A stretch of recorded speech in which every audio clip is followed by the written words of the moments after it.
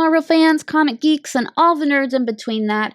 I am Megan with Vigilante Vibes, and I want to talk about more mutants. Namely, new mutants. Not the new mutants, but newer mutants that was brought to us by Gail Simone in the Uncanny X-Men. If you have not read it yet, you need to. But I want to talk about the Outliers. The Outliers, they're a group of 4 young mutants who sought the X-Men's help upon being hunted by a monstrous creature called the Hag. After engaging in a brief fight against the X-Men over a misunderstanding, the Outliers were taken in as their new students, now being mentored by some of our favorite X-Men like Rogue, Gambit, Wolverine, Nightcrawler, Jubilee. The Outliers are making a big name for themselves already in the world of the X-Men. Let's start with my personal favorite, Hotaru, aka Death Dream. Hotaru was a mutant born in Kyoto, Japan, and his life started out dark. He actually died 4 times on the day he was born until his mutant power kicked in and brought him back each time. Months later, after his mother passed away, his abilities let him communicate with her spirit, and through her, he learned the strange story of his birth. After that, he decided to go by the name Death Dream. Now, he's a dark character. He's very dark, complicated, but he's so sweet. I want to adopt him. If you haven't read him, it's just every issue she comes out with, Gail Simone, I find myself saying, "Aw," to Death Dream. I love that little dark mutant. But, as well as him being a cinnamon roll of the Outliers, I want to talk about his powers. He has Death State. Death Dream's mutant ability lets him switch between being alive and dead whenever he wants.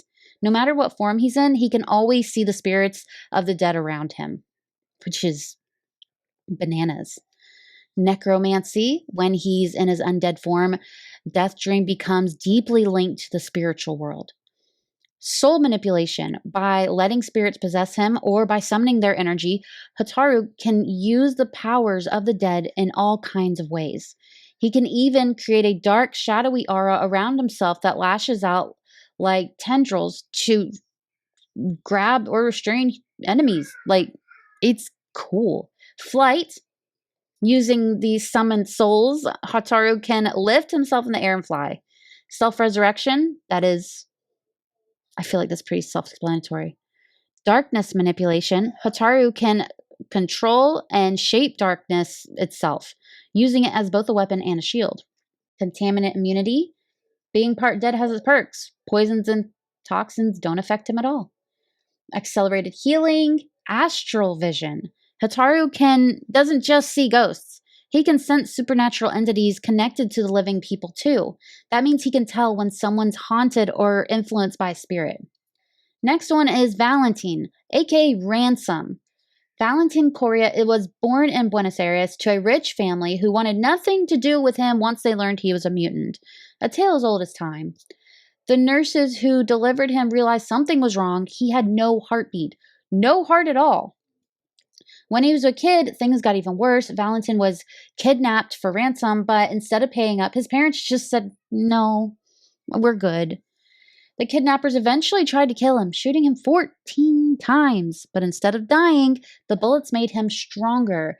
His mutant powers kicked in, and Valentine turned on his captors, killing them before escaping.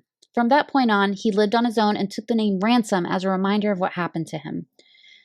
There was a few issues ago in the Uncanny X-Men that showed what a piece of garbage Ransom came from as a family, and I was excited because I had been waiting and waiting for Ransom to get, his origin. I want to know more about him because him and Wolverine get along like peanut butter and jelly, and so it's interesting to see where he comes from.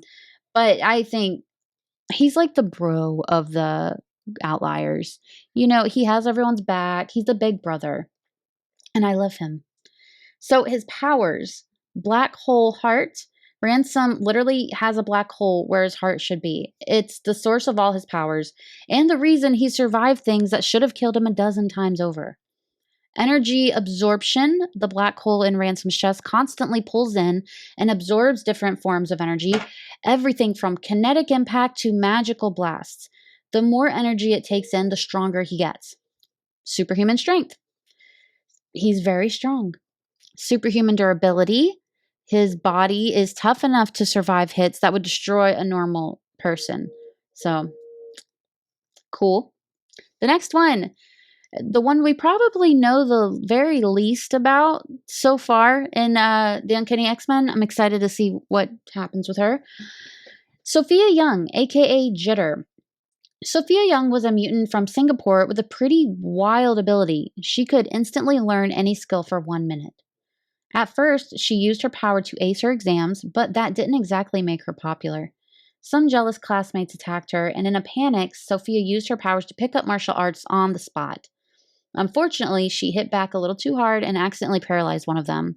They had it coming. You're good, girl.